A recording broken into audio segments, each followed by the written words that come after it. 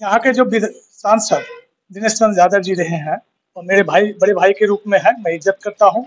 लेकिन उनकी उपस्थिति 5 साल में क्षेत्रों में नगण्य रही है कि हमारे तेजस्वी जी नहीं चाहते थे हमारे बिहार से बाहर के लोग आवे, और बाहर के लोगों को इन्होंने भर दिया जबरन अपना प्रधानमंत्री बनने के चक्कर में। रहा नहीं, इंडिया गठबंधन उन्होंने बनाने की शुरुआत की, उस आदमी को कहीं शर्म नहीं हुई जो उसी में जाके मिल गया। तो उसकी क्या बात करते, हम लोग को तो उनकी बात करने में शर्म होती। इसका दिमाग उमाग खराब हो गया। आप देखते हैं इसका मुंह पटर उटर करते रहता है, क्या है पता नहीं। मैं तो उस तरह का अभद्र शब्द नहीं कपड़े नहीं करूंगा। लोगों के बीच आना जाना होता था, लेकिन इस तरह के कुछ जो विरोधी लोग हैं वो उड़वाते हैं। ऐसे उम्मीदवार को दे दिया, देख इसको कोई नहीं पहचानता है कौन है चंद्रदीप, ताकि ऐसे रूमर फैला करके, क्योंकि लाभ मिले दिनेश चंद्र यादव जी को। 14 तारीख को लोकसभा कार्यकर्ता की बैठक आप देख लीजिएगा के दरबार में कितनी भीड़ रहेगी, क्या जुनून रहेगा, क्या जज्बा रहेगा युवाओं में। हम लोग कुछ नहीं देखते हैं, राजद के कार्यकर्ता कुछ नहीं देखता है, वो पार्टी के निर्णय को देखता है। हम सभी एकजुट है और चंद्रदीप को जिताएंगे।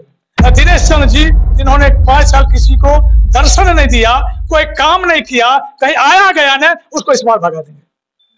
नमस्कार, स्वागत है आपका द बिहार बुलेटिन और मैं हूं श्रीकांत। देखिए, मधेपुरा लोकसभा में राजद द्वारा जो उम्मीदवार की घोषणा हो गई है और राजद ने प्रोफेसर कुमार चंद्रदीप को मधेपुरा से राजद का उम्मीदवार बनाया। हमारे साथ राजद जिलाध्यक्ष मधेपुरा के जयकांत यादव जी हैं।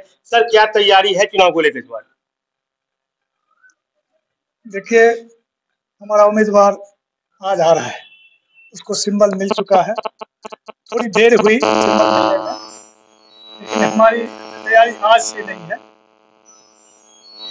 बहुत पूर्व से ही हमारी तैयारी है कि हमारी पार्टी की जीत हो। हमारे साथ जो जातीय समीकरण है वो तो अच्छा है ही, हमारी जीत होगी ही। साथ ही यहाँ के जो सांसद दिनेश चंद्र यादव जी रहे हैं और मेरे भाई, बड़े भाई के रूप में है, मैं इज्जत करता हूँ। लेकिन उनकी उपस्थिति 5 साल में क्षेत्रों में नगण्य रही है। लोगों में काफी आक्रोश है। खास करके आप देखिएगा तो मधेपुरा में कोई कार्य हमको नहीं दिखाई देता है जहाँ की हमारे सांसद के रूप में उन्होंने काम किया है, न किसी से भेंट की है। इसलिए उसके प्रति लोगों में काफी नाराजगी है। और हमने जो विगत दिनों से जो मेहनत की है, और हमारे जो नेता तेजस्वी प्रसाद यादव जी हैं, उन्होंने जो अपने मैनिफेस्टो में रखा था नौकरी 10 साल 10,000 नौकरी की बात उन्होंने की थी, और उन्हें 17 महीना में युवाओं को उन्होंने लगभग 5 लाख उन्होंने नौकरी दिलवाई, जो मुख्यमंत्री को 17 साल में नहीं हो सका। 17 महीना में इन्होंने प्रमाण पत्र बंटवाया उनसे।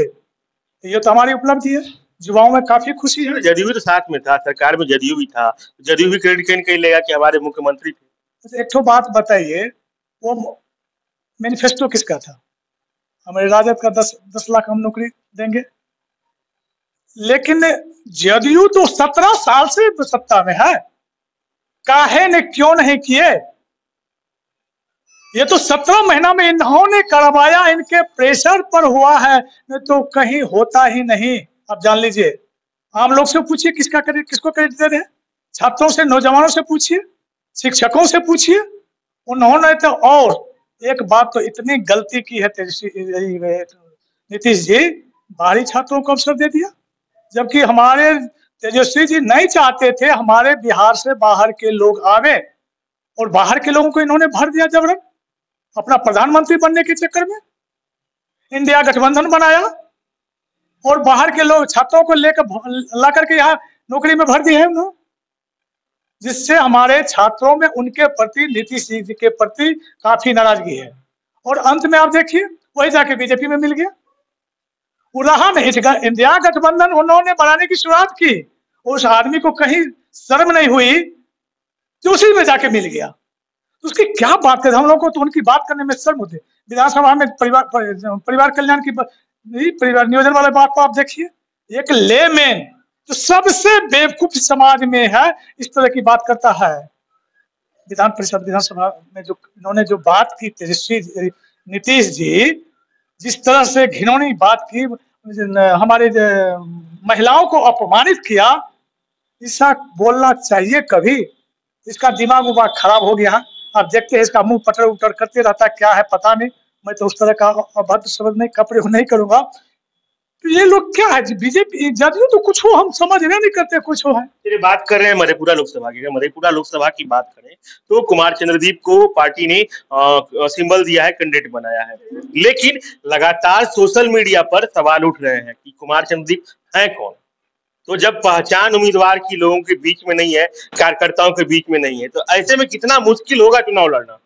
देखिए ऐसी बात नहीं जो उसकी पहचान नहीं है। वो प्रदेश महासचिव है कई बार से, उनके पिताजी रवि बौरे हैं, उनके साथ भी उन्होंने राजनीति की है, और पटना कॉमर्स कॉलेज के प्रोफेसर भी है। वो लोगों के बीच आना जाना होता था, लेकिन इस तरह के कुछ जो विरोधी लोग हैं वो उड़वाते हैं। ऐसे उम्मीदवार को दे दिया, देख इसको नहीं, कोई नहीं पहचानता है कौन है चंद्रदीप, ताकि ऐसे रूमर फैला करके क्योंकि लाभ मिले दिनेश यादव जी को। लेकिन ऐसा होने वाला नहीं है, सारे लोग समझते हैं इन लोगों की बातों को। चंद्रदीप जो है उसको सब जानता है, और आज से आते हैं हम लोग प्रचार प्रसार शुरू करते हैं, और शुरू कर दी है। आते हैं, देखिए हम लोग का कैसा माहौल बनता है। कार्यकर्ता एकजुट हो रहे हैं, एकदम एकजुट हो नहीं रहे हैं हम लोग, एकजुट है ही। 14 तारीख को लोकसभा कार्यकर्ता की बैठक आप देख लीजिएगा के दरबार में कितनी भीड़ रहेगी, क्या जुनून रहेगा, क्या जज्बा रहेगा युवाओं में। हमने काम किया है, सामाजिक न्याय और धर्म निरपेक्षता को हमने सरजमीन पर उतारा है। नीतीश जी चले गए, उसी में जो इनका विरोधी था, जो आरक्षण का विरोधी है, जो प्राइवेटाइजेशन करके आरक्षण को तोड़ा जा रहा है। हमारे ये जो जदयू वाले जो हमारे ओबीसी की बात करते हैं, मुख्यमंत्री भी ओबीसी है, और लोग ओबीसी, इन लोगों को समझना चाहिए ये तो ओबीसी के विरोधी है। इसलिए हमारी जीत होगी।